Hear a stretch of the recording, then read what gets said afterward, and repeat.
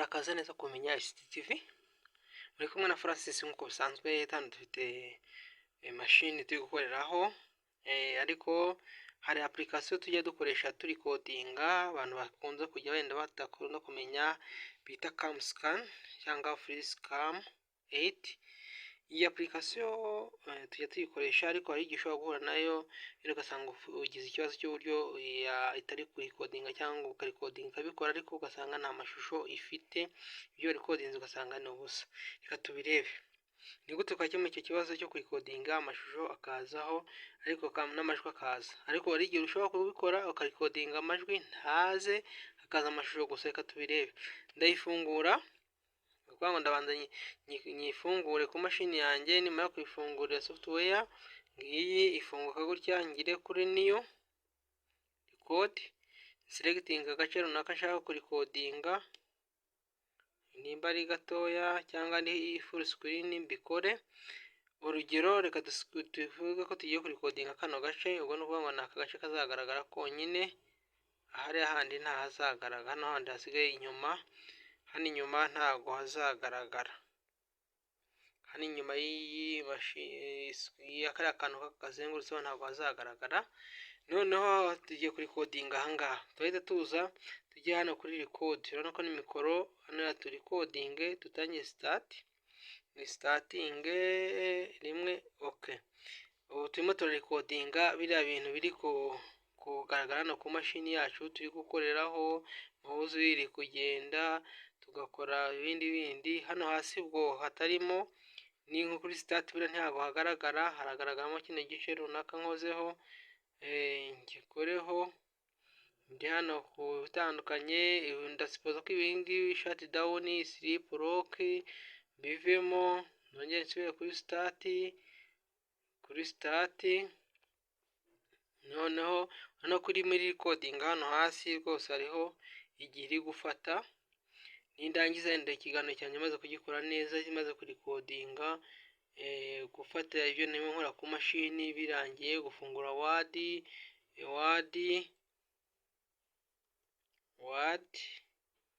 nyifungure. Nimara kuyifungura murabona ko word ifungutse. Nindangiza, ibi ni byo nashaka kugaragaza muri iyi video ni ikiganiro narimo nikora mfata cy'uburyo word yanjye ikoramo, cyangwa icyo ngiye kwerekanaho. Ariko nindangira ngire, urabona ko biragenda vuga ko ikiganiro kirangiye. Ngistopinze hano ni pause, stopinga, kandi urabona ko mikoro irafunguye ntabwo ari mute, irafunguye. Nindangiza nzi hano kuri done, ivuga ko ikiganiro kirangije, ni exporting ya video yanjye izi. Iyi video yanjye ni nyiplayinga, reka tuyiplayinga twumve ko hari amajwi ifite. Nicyo kintu nashaka kubereka kugira ngo tumenye amajwi uko bimeze. Iri guplayinga n'amashusho ikayafata, ariko amajwi ntabwo ari kumvikana. Kandi muri iyi video na recording hagomba kumvikanamo aya majwi narimo mvuga, ugasanga biyumvikanyemo kugira ngo bigaragare ko nabirekodinze. Ariko urabona ko ni amashusho gusa ariko atagira amajwi,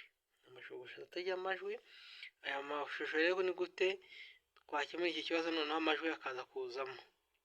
Iki ni ikibazo murabona ko amajwi ntayarimo kandi iri guplayinga. Ngerageje no kueditinga, yewe nkazamura volume, hano hari volume nkayizamura hano hasi kuri uyu murongo wo hasi, nuko ndayizamura, ariko hano hasi nta kiri kuzahinduka. Ni ukuvuga ngo ubu nta majwi yajemo. Iyi video rero ntabwo twayisevinga kuko nta majwi arimo, kuko twaba dukoze amajwi arimo, turayikansaringa dukosore ibyo bintu. Kugira ngo tubikosore ni ukongera tugakansaringa iyi twari twafashe, twamara kuyikansaringa tukongera tukarekodinga indi.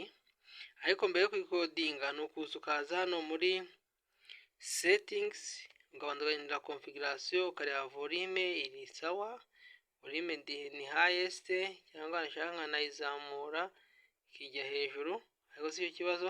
Ahubwo ndaza ngire hano handitse setup microphone. Nimara kuyikirikaho ngire next, nindangiza ngire next, nindangiza mpitemo hano option ya headset microphone cyangwa desktop microphone, webcam microphone ndahitamo iyi ngiyi niyo iri best method, iyi headset microphone. Nindangiza nze kuri next, noneho ngire next. Noneho hano bampaye ibyo gusoma, ngomba kubisoma kugira ngo ari amajwi arimo hariya mbaje gutestinga ire next yo hasi igaragare. Matilda is a very fluffy cat. She has a black back. Urabona ko ya next yagaragaye. White belly and tails. Iriya jambo riragaragaye, ubu ndimo na testinga microphone yiko ikora. Ibwo rigaragaye next ndahita ngira next nyine. Your voice was barely audible. During the microphone setup, your voice was barely audible.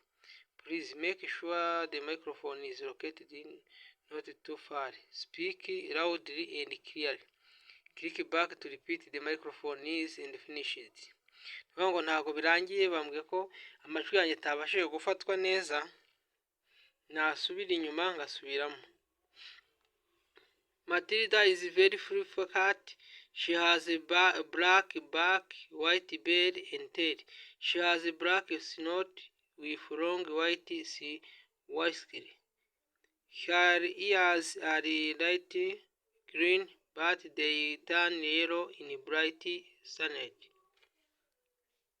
Urabona ko amajwi maze kuyafatana none bitewe n'ibyo bambwiye gusoma. Reka ndebe nesting ndebe, kubera ko mbere nari bivugiyemo babonye ko atari byo. Good. Murabona ko hano microphone bahise bayitikinga, baravuga ko amajwi noneho nayafashe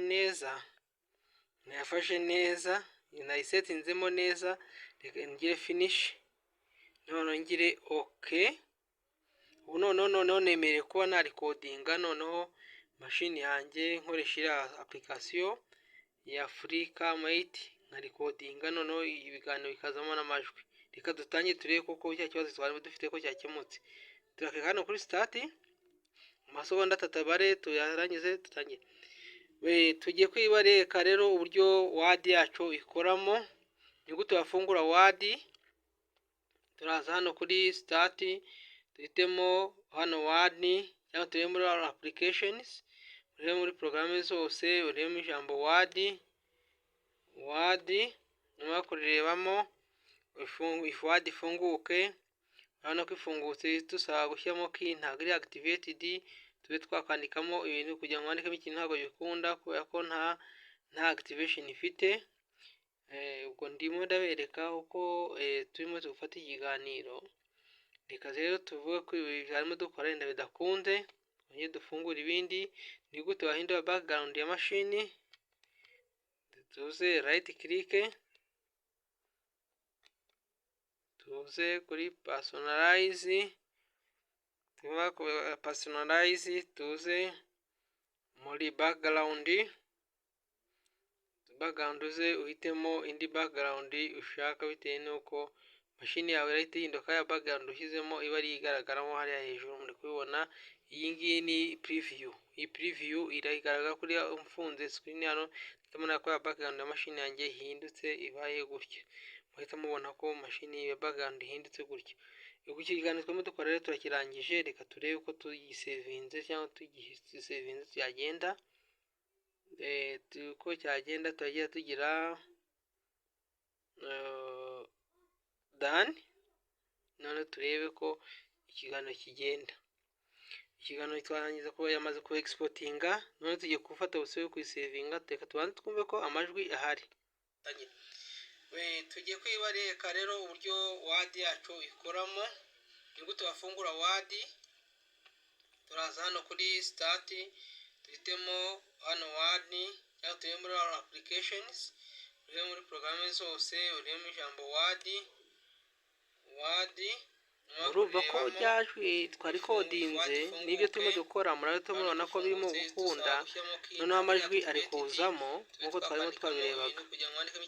Urumva hano amajwi ari hejuru, ushatse wana editinga ukagabanya volume, ariko hasi hano urahita ubona ko ya majwi yacu ya sound yacu cyangwa ya audio irahari ngiyi, kandi mbere ntiyari umurongo ntibyagaragaraga. Ukaba noneho waza hano ukagira gute ukongera cyangwa ukagabanya bitewe n'icyo washakaga kugeraho. Ni ubwo buryo twarimo turebamo uko iyi application yacu ushobora kuyikoresha, nk'abakunda kuzikoresha mushobora guhura n'icyo kibazo. Ni uburyo mwasetingamo microphone kugira ngo ubashe kujya mubona amajwi y'umwimerere nk'uko muyumvise hano muri iyi video. Bwa mbere ndaretse uburyo bubiri kuko mbere nta yari arimo, ariko ubu tukaba tuyasetinzemo akaba akunze. Muri byo kora share, kora like kuri Umenya ICT TV, ukore subscribe niba utarayikora, kandi niba warayikoze turagushimiye. Bwira n'abandi bagenzi bawe babashe kugenda ndabakuri iyi channel, tuzagenda tungukira ibintu byinshi bigendanye n'ikoranabuhanga mu ngeri zose zitandukanye, haba kuri telefoni, haba kuri mashini. Uburyo ICT ishobora kukugeza ku bintu bitandukanye. ICT irayoboye kandi ikora byose muri ubu buzima turimo, niyo iri ku isonga. Mu bitewe na domaine ukoramo, igihe cyose icyo waba ukoramo, waba uri mu biro, waba uri kuri tele, ICT irahari igihe cyose. Ciao rero, tubashe kumubagenda umunsi ku munsi. Kora share, kora like kuri Umenya ICT TV, wibuke gukora comment kugira ngo ibiganiro wenda aho tutakunogeye cyangwa aho ubona hagushimishije uzatubwire. Icyo ushaka kutubazaho nacyo ukitwandikiye muri comment kugira ngo tujye tukibona, tugendane umunsi ku munsi. Sangiza bagenzi bawe kandi wibuke gukora kukazigira kugira ngo ikiganiro dushyizeho ujye uhita ukibona mu wa mbere. Murakoze rero mukarama, mukomeze mugubwe neza, ibihe byiza.